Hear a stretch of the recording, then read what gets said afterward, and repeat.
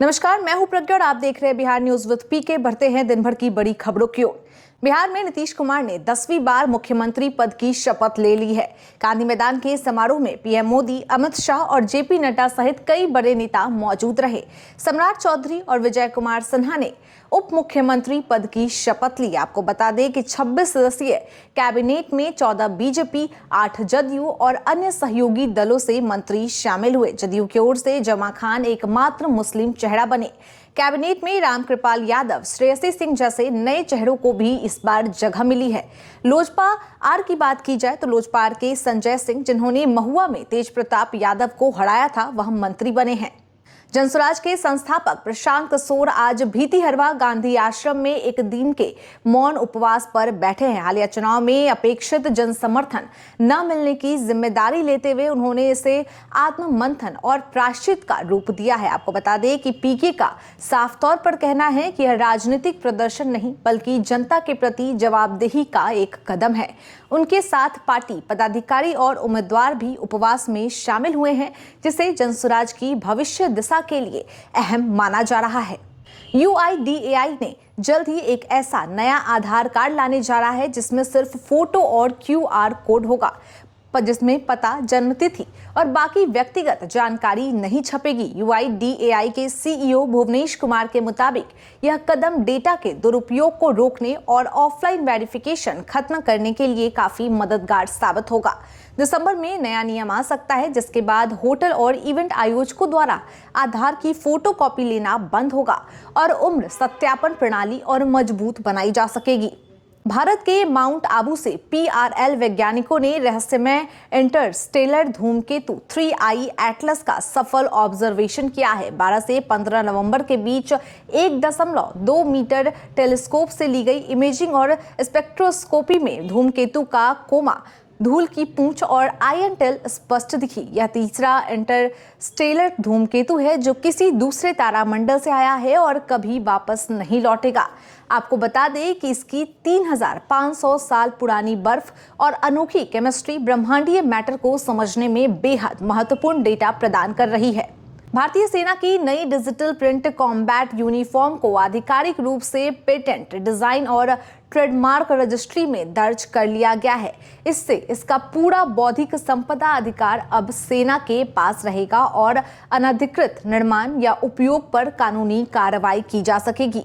NIFT Delhi द्वारा विकसित यह नई 3 परत वाली यूनिफॉर्म उन्नत तकनीकी वस्त्रों से बनी है जो सैनिकों को हर मौसम में बेहतर सुरक्षा, आराम और गतिशीलता देती है। आपको बता दें कि यह सेना के आधुनिकीकरण और स्वदेशीकरण की दिशा में अहम उपलब्धि मानी जा रही है। उत्तराखंड में केदारनाथ धाम के लिए प्राचीन पैदल मार्ग को दोबारा शुरू करने की तैयारी लगभग पूरी हो चुकी है। रामबारा गरुड़ चट्टी के 5.35 किलोमीटर लंबे मार्ग में अब सिर्फ 150 मीटर काम बाकी है।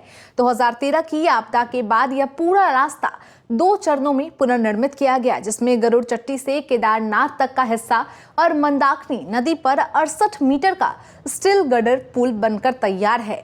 नया प्राचीन मार्ग अब लगभग 15.5 किलोमीटर लंबा होगा, जो मौजूदा 16 किलोमीटर मार्ग की तुलना में यात्रियों के लिए अधिक सुरक्षित और सुविधाजनक माना जा रहा है।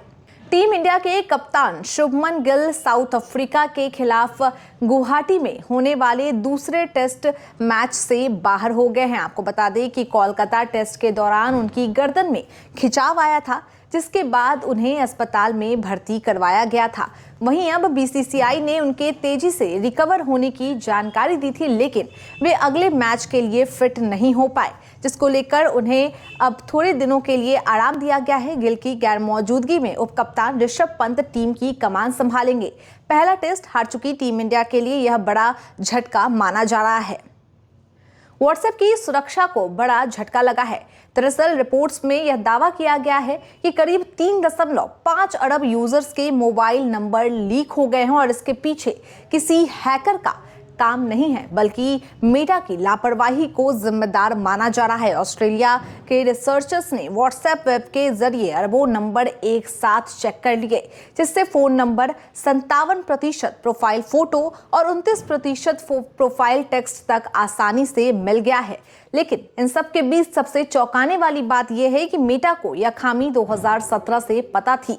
अब कंपनी ने रेट लिमिट लगाकर सुधार किया है और सफाई दी है कि लीक हुआ डेटा वही था जो यूजर्स ने पब्लिक रखा था।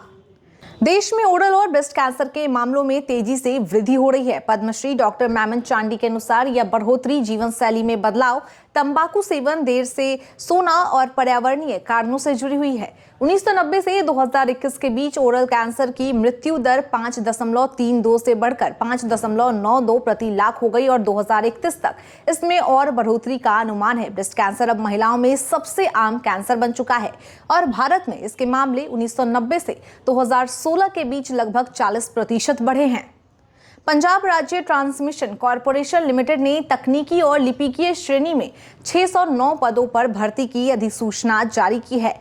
ऑनलाइन आवेदन की प्रक्रिया शुरू हो चुकी है और अंतिम तिथि 16 दिसंबर 2025 तय की गई है। सहायक लाइनमैन के लिए NC या ITI जरूरी है, जबकि लोअर डिवीजन क्लर्क के लिए स्नातक के साथ 10वीं में पंजाबी भाषा होना अनिवार्य है।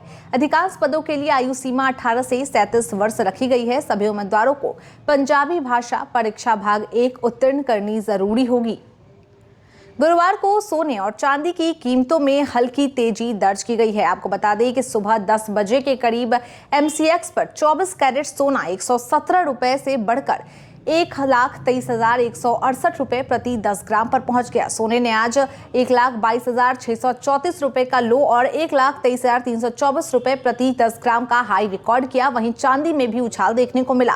1 किलो चांदी की कीमत 1,091 रुपए से बढ़कर 1,56,002 रुपए हो गए। चांदी ने 1,55,399 रुपए को लो और 1,55,107 रुपए को हाई स्तर दर्ज किया।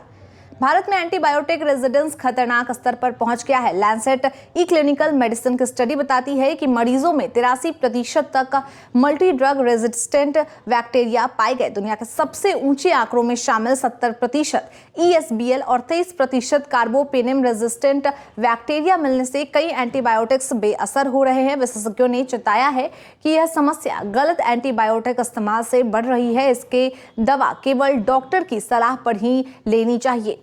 बिहार समाज कल्याण विभाग की सचिव वंदना प्रेयसी ने सामाजिक सुरक्षा योजनाओं की समीक्षा बैठक में समयबद्ध और लक्ष्य आधारित काम को करने को निर्देश दिया। वृद्धजन पेंशन के सत्यापन में 2 लाख से अधिक मृत लाभार्थी पाए गए, जिनके नाम हटाने और साथ ही गलत भुगतान की वसूली का आदेश भी उन्होंने सभी लोगों को दिया है। अब पेंशन योजनाओं का सत्यापन CSC के माध्यम से होगा और 1 दिसंबर से निःशुल्क जीवन प्रमाणीकरण शुरू होगा। आपको बता दें कि बैठक में कबीर अंत्येष्टि, राष्ट्रीय परिवार लाभ और निःशक्तता पेंशन योजनाओं के लंबित लक्ष्यों को जल्द से जल्द पूरा करने पर जोर दिया गया है। अमेरिका भारत को 100 javelin anti tank missile system और 216 Excalibur GPS guided smart तोप गोले बेचने जा रहा है। इसकी कीमत करीब 92.8 मिलियन डॉलर यानी लगभग 775 करोड़ रुपए है। जेवलिन मिसाइल हिट सिग्नेचर पहचान कर टैंकों और बख्तरबंद वाहनों को 2.5 किलोमीटर दूरी से मार गिरा सकती है। वहीं एक्स कैलिबर तोप गोला 40 से 50 किलोमीटर दूर तक बेहद सटीक निशाना लगाने में सक्षम है। DSC के अनुसार यह डील भारत की रक्षा क्षमता को और मजबूत करने में काफी सहायक महसूस होगा। आपको हमारी ये खबर कैसी लगी कमेंट करके जरूर बताएं और हमारे चैनल को लाइक और सब्सक्राइब करना ना भूलें। धन्यवाद।